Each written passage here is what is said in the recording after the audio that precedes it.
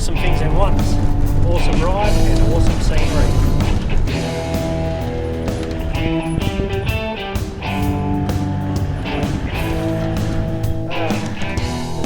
Waiting for the boys again. Exhaustion and dehydration. Oh yeah, it's hitting all points. Also safe. 3 points of contact.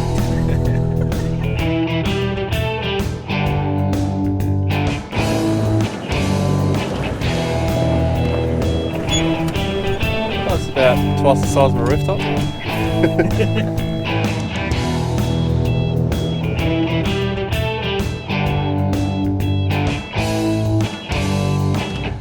Might get quite a few coming out soon.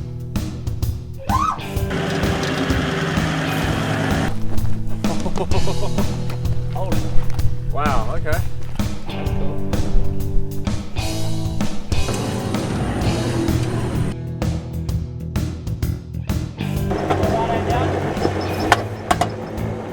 And we're out of here.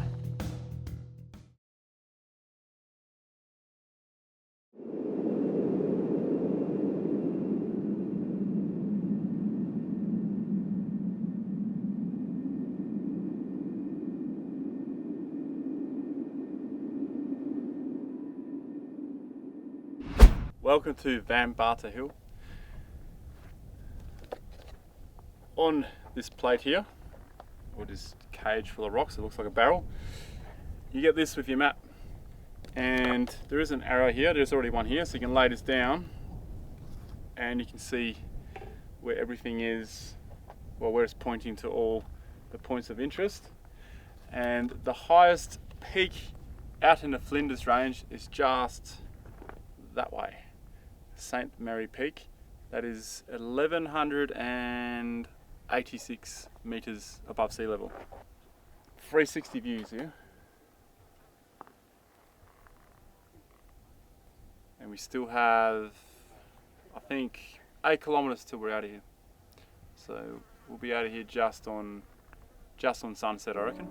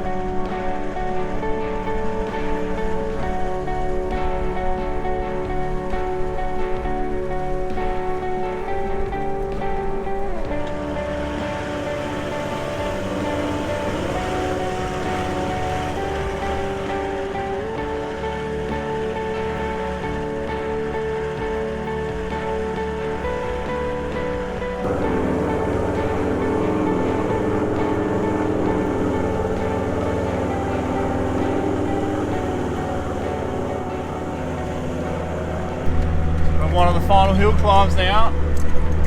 Another exciting one. And we're nearly out of Sky Trek, sorry. We don't have to find place to camp tonight. We should be on the side of the road somewhere. Might be able to find an old ruin, or we'll look for somewhere. We'll find something. And depending on what time, will depend on what we cook tonight.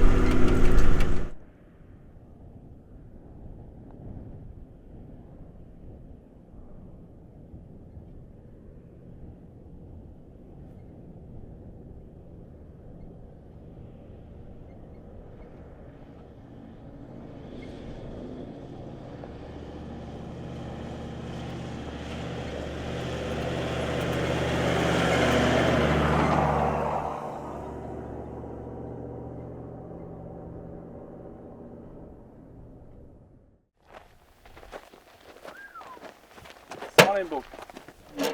Ready. Cool. Oh my god. Ronny. It's Ronny. Oh, what? Good stuff. What the hell? It's a very The legend of the sand. No Jandal does the desert. Mr. Ronny Dahl. That's the big beard. Ronny. Ronda. No Jandal does the desert. Prefer this one. A lot of visits here. We are close to Adelaide. No chewing gum. How many of these pens do you reckon work? One. The one you've got. Yeah, that's 100 rupiah. Give it a bite, see if it's chocolate money. Have a nibble. It's like, it's real light, eh? Like recycled beer cans. Yeah. Kibbutz Magal since 2002. I agree. White one with the hat. And we're out of here.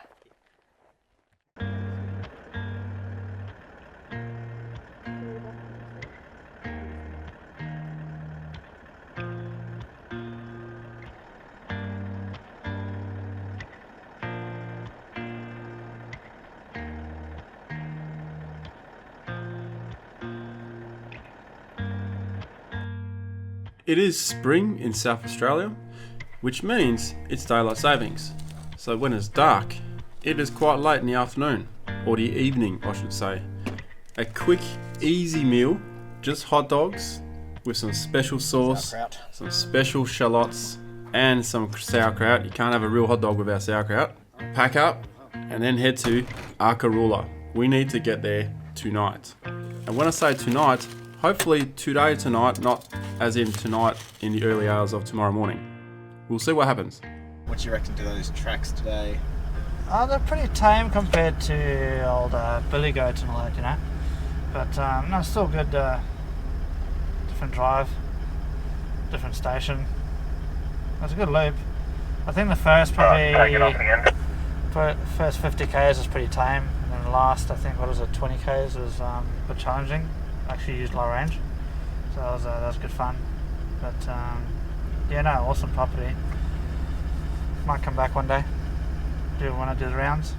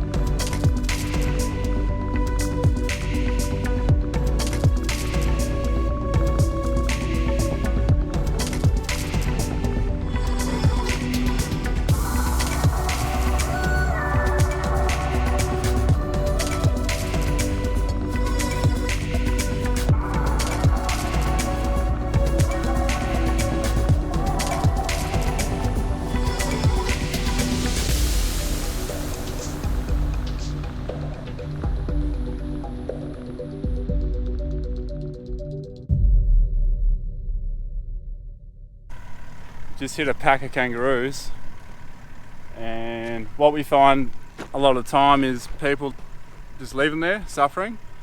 So we usually go back, check them out. Half the time they actually get up and they run off again, but the ones that are pretty bad, you can't just leave them there laying. So yeah, so we just help them on their way sometimes. Yeah, it's not something that's fun to do, but it's the right thing to do. And I guess a few people, I don't know, I guess most people might understand, but there might be a few people that think that we should just leave them there, but I don't think that's the right thing. So you hit something and you've pretty much ended its life, you may as well end it the nice way rather than leaving it there on the side of the road. That's all I've got to say.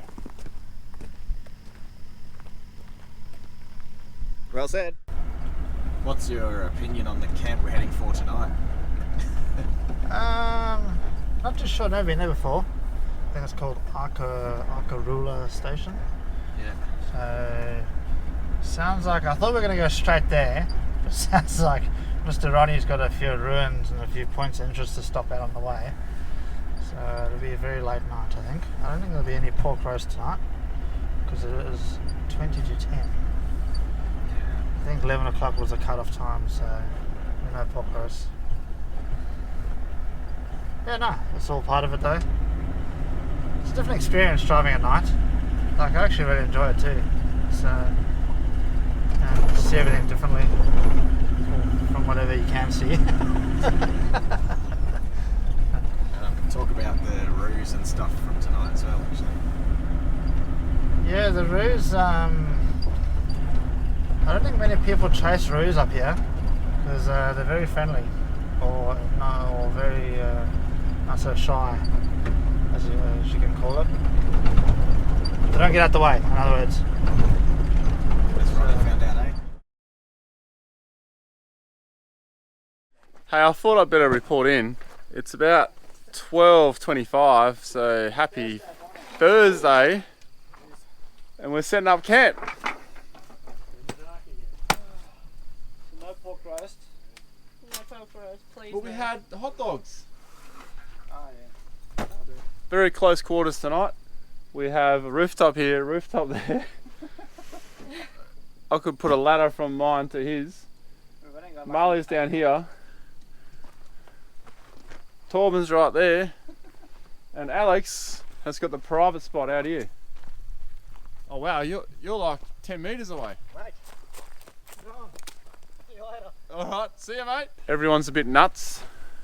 So everyone's caught up to my level now. That's what happens. We rock up after midnight, everyone's at my level.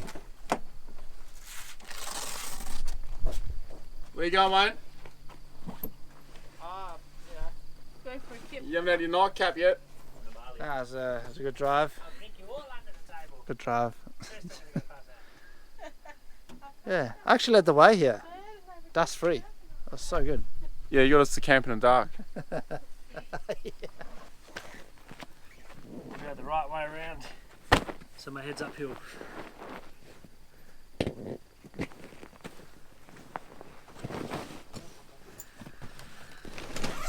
Camp set up. Beat your rooftop. Mine's already open, mate. Oh, alright. Stacks on! Oh no. There's only one pole here. It's like 5 poles, really.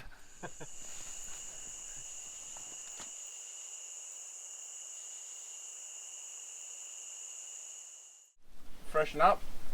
It's really humid. It's stinking hot, actually. Probably get like a close to 40-degree heat today. So we're using the bucket down here. That's drawing the water up, and that way you can see how much water you got left. We have water in the tank, but we're starting to run out of nice tap water because we're using it for drinking as well. So everyone's having a shower this morning, I think. Is everyone having a shower? Nope. No? Yep. You are? Yep, yep. That's Yep. fine. Pretty sure Alex would as well.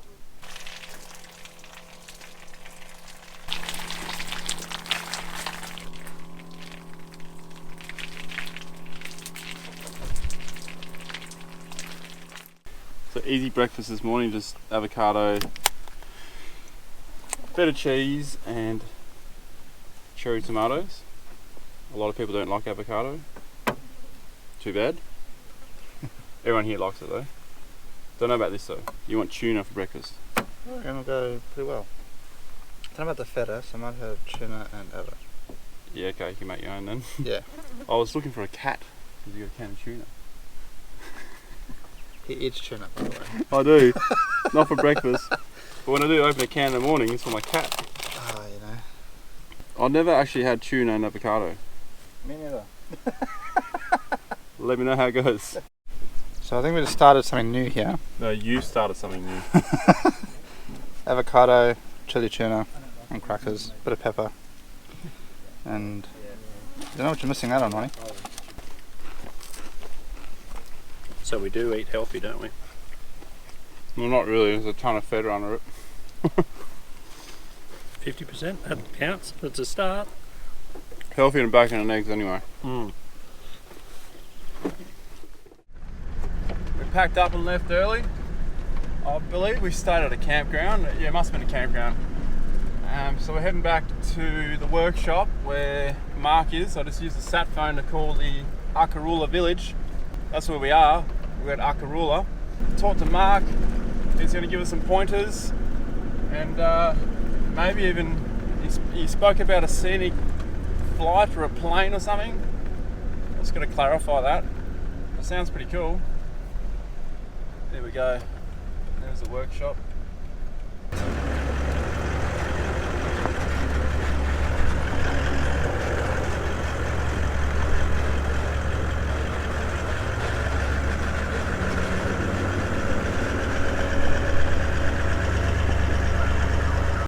Let's go find Mark.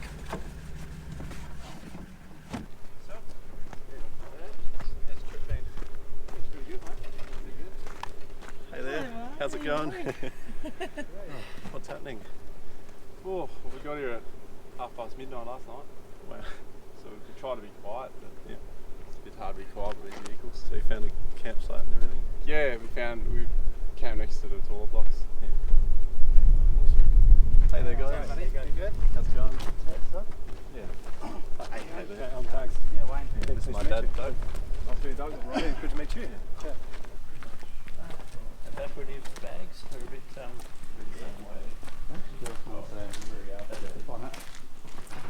Welcome to Arkaroola village in the far northern remote part of the Flinders Ranges. This place has all the facilities you could want: a swimming pool, showers, toilets, a bar, a restaurant. It also serves as a bit of a home for astrologists, scientists and geologists, given there's so much unique rock formations and landscape in this area. This place is quite amazing and quite fascinating. Just watch, there is a bit of a step up coming into here. What we are about to experience right now, I didn't even know existed until today. Before you even go out and drive on this stuff, you should see actually what's beneath your tyres. So these are, well, the vast majority of these are from Arkaroola. This is just a taste of the unique geology that's going on here. Now they look okay, you know, there's some nice little samples of quartz and stuff like that. Up top left, oh that's better. Up top left there's a bit of Mount G quartz. There's various types of, well, 3 types of quartz from Mount G itself that are totally unique to that one spot, as in not found anywhere else on the planet. Now, that's the bad bit. If you turn off your torches now, we'll go on with this one instead. So these are ultraviolet lights in the top of the tank, and all of these rocks fluoresce. Some of them thanks to a trace of uranium, some of them not. Some naturally fluoresce.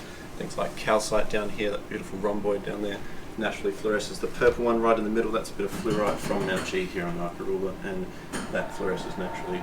That's amazing. So, you know, they looked okay before, but much better. And you can see on these quartz bits from Mount G in the top left-hand corner here, it's a coating. It's not the crystals themselves glowing. It's actually a type of opal. It's called hyalite, and that is, you know, plastered onto the quartz crystals only in small patches, as you can see. They do look like opal, don't they? Yeah. a bit of a trick of the trade with opal miners to take an ultraviolet light through their samples at night time, and whatever they've missed will come up with that beautifully. So, yeah. So if you had ultraviolet lights on your car and you drove at night. Yeah, the ground lights up beneath your feet. When we've got a really nice one with That's some fluoresce under shortwave ultraviolet, some fluoresce under long wave ultraviolet. So we've got to go and find these samples. We've got a nice light box. You have to carry a battery pack and a pretty heavy bit of kit, and you can flick on and off long and short wave, and the ground just lights up beneath your feet. So you're walking through some of the creek beds here, anyways. Not all of them, but some. Amazing. So yeah. That orange one's pretty unreal. Yeah, that is having amazing. said that, the bits that I've found and gone, while I'm out there in the scrub, going, oh wow, this is amazing. They're nothing by comparison to these ones in here. These are the best samples. So Yeah. this has been put together by a geologist who specialises in ultraviolet fluorescing minerals. Okay. For us as a bit of a tester. That's incredible. Uranium glass. Yeah, it's also known as depression glass, not because it causes depression, but because it was made in the Great Depression. So, we just found that in an antique shop in Adelaide. You guys can go and do the same. Your grandparents might have just a green bit of glass. It is slightly green without the ultraviolet lights, but obviously it lights up beautifully. I think we all know it. As soon as I get back to civilization, I'm going to order an ultraviolet light, because that was one incredible experience and I didn't even know you could do that. So from now on, when I enter caves or creek beds at night, I'm bringing that light with me. Which is cool because it opens up, where South Australia tends to be very locked down, national parks fires, tracks fires and stuff like that. What do you got there, Ronny? Got a map. Mark's going to run us through the points of interest, but he's got a few spare ones up his sleeve that not too many people know about. We first met Mark at the Adelaide 4-wheel drive show, and he told us about this mine at Arkaroola, this old copper mine that was shut down in the 1960s that still had a cart on the line, on a rail line that goes into a mine. This has stuck with me since then, since the show, and I want to see this mine. I want to go and find it, I want to experience it, and the whole crew wants to do the same thing. We've all been fascinated by this tale about this mine. And that is what Mark is talking to us about right now, giving us details on where it is. But before we check out this mine, there are a few other places we want to look at first. And why drive when you can fly?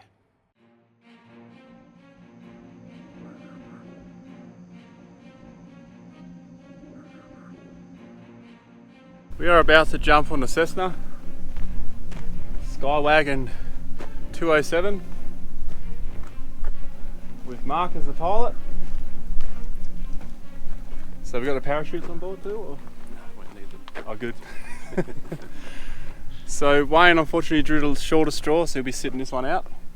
But the next helicopter or plane will be his. Going to take lots of photos and check out what it's like. From how high are we going? 3,000 feet. That's a lot higher than my drone goes. Are we excited? I'm very excited. Or if you need to come through the front back there, these two doors are our emergency exits. They are locked when the handle's in the horizontal position. If you can lean your arm on it, then it's locked and it's safe. Pull back on the handle to unlock, and then pop the last bit of the way, and then give it a hip and shoulder to get out. Okay. Not trying to scare you, but you do need to know how it all works. There's a fire extinguisher, and there's an emergency locator transmitter up the front end of the aircraft here. There's first aid kit and water rations, things like that.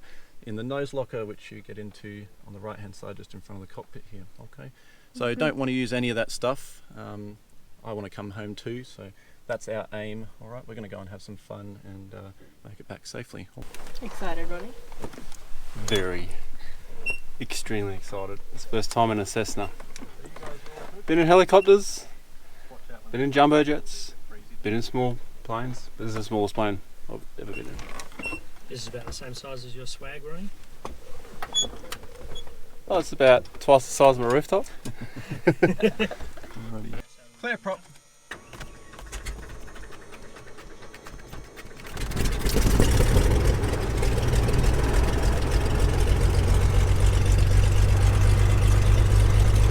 Got low pressure there.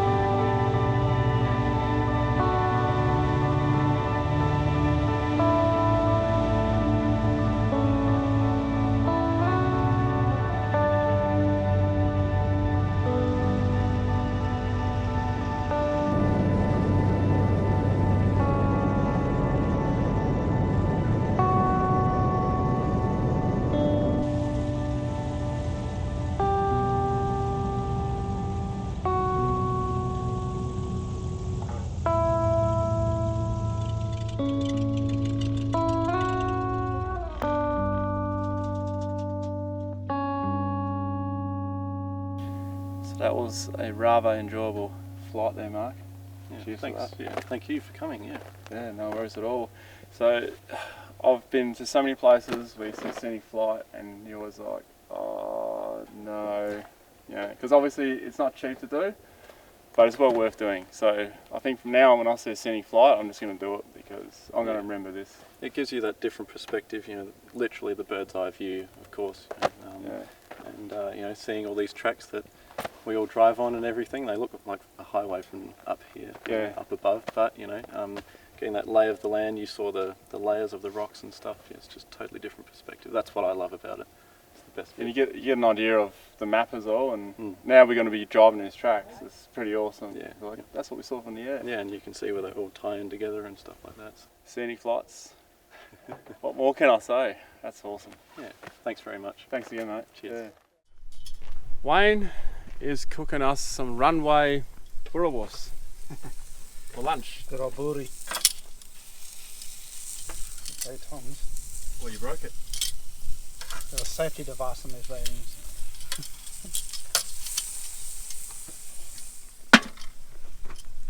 Following this lunch, we're going to have to drop the trailer off again. A lot of these stations, they just don't allow you to tow the trailer through. They know that we'll be more capable of doing it, but it sends the wrong message to other people who are going to come out here. So drop the trailer off, make sure we pull a lunch out of the trailer this time, which we failed to do yesterday. Go for that day drive, come back to the trailer, and then head to camp.